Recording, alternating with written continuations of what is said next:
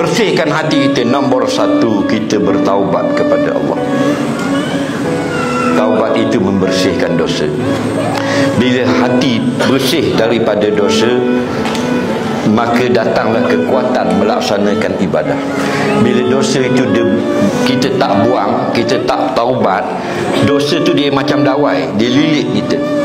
Bila dia lilit kita, kita jadi berat. Itu kata ulama, inna siqataz zunubi tamna'un min khifatil ibadah.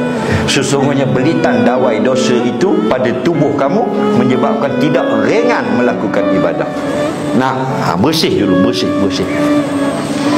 Nabi 70 kali sehari taubat.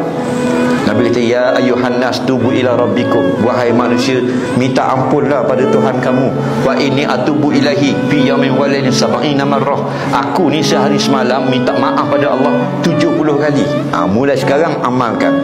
Lepas subuh 70 kali kata astagfirullah. Bangun tidur 10 kali. Lepas sembahyang subuh 10. Sampai ke isyak 60 kali. Nak tidur 10 kali lagi. 70 kali sehari minta ampun pada Allah. Minta ampun. Allah ni tak heran kita banyak dosa. Dia heran kenapa tak mau minta maaf. Sedangkan dia ni Ghafurur Rahim, sangat-sangat suka memberi keampunan kepada kita.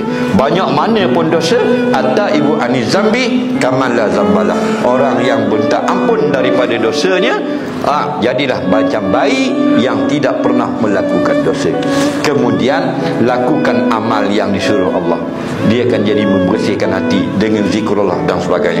Banyakkan selawat, banyakkan istighfar, baca Quran pada waktu malam. Ingat, satu huruf membaca Quran 10 Allah bayar. Man qara'a harfan min kitabillah falahul hasanah. Siapa baca Quran satu huruf, Allah bagi satu pahala. Al hasanah bi asyri amsalihha. Satu pahala ganda 10 kali.